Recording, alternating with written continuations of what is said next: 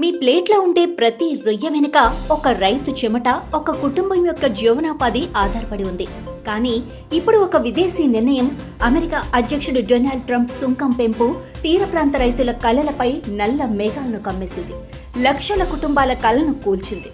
ఇప్పటి వరకు అమెరికా మార్కెట్లో భారత రొయ్యలపై సుంకం 8% మాత్రమే ఉండేది. ఇప్పుడు అది 58%. ఈ సుంకం పెంపుతో అమెరికా మార్కెట్లో మన రొయ్యల ధర దాదాపు 60% పెరుగుతుంది.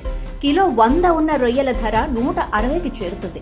ఈ సమయంలో చైనా వంటి ఇతర దేశాల నుంచి దిగుమతి అయ్యే రొయ్యలపై సుంకాన్ని తగ్గించడంతో వాటి ధరలు మన రొయ్యల కంటే తక్కువగా ఉంటాయి.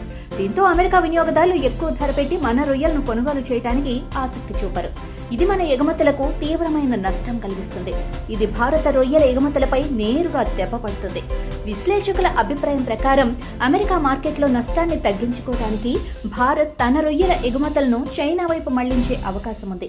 చైనాలో సముద్ర ఆహార వినియోగం పెరుగుతూ ఉండటం, అలాగే ప్రాసెసింగ్ పరిశ్రమకు రొయ్యల అవసరం అధికంగా ఉండటం భారత ఎగుమతిదారులకు ఉపశమనం కలిగించవచ్చు. ఈ నేపథ్యంలో ప్రధాని నరేంద్ర మోడీ త్వరలో చైనాను సందర్శించనున్నారు. విశ్వసనీయ వర్గాల సమాచారం ప్రకారం ఈ పర్యటనలో వాణిజ్య చర్చలో భాగంగా రొయ్యల ఎగుమతులు కూడా చర్చలోకి వచ్చే అవకాశం ఉంది. భారత వార్షిక రొయ్యల ఉత్పత్తి 10 లక్షల టన్నులు. అందులో ఏపీ వాటా 7 నుంచి 8 లక్షల టన్నులు. ఉభయ గోదావరి, కృష్ణా, నెల్లూరు ఈ 3 జిల్లాల ఆక్వా సాగులో అగ్రగాములు. కానీ ఇప్పుడు పరిస్థితి మాత్రం దీనికి భిన్నంగా ఉంది.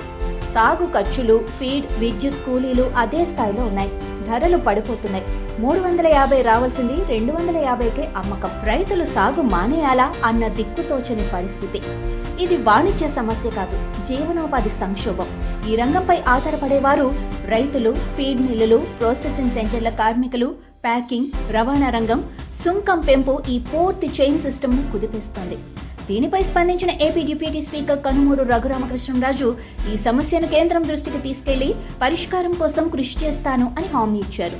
ఎగుమతులు కష్టమైపోతే దేశీయ వినియోగం పెంచడమే మేలు అని, ఇది రైతుకిచ్చే ఆక్సిజన్ లాంటిదని, మీరు తినే ప్రతి రొయ్య ఒక రైతు కుటుంబాన్ని నిలబెడుతుంది అని Mayank aquaculture private limited founder doctor Manoj Sharma అన్నారు.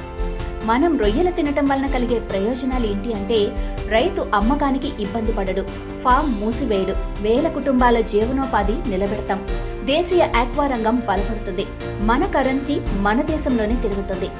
మనకు ముందున్న మార్గం ఒకటే, అమెరికాతో చర్చలు జరిపి సుంకం తగ్గించే ప్రయత్నం.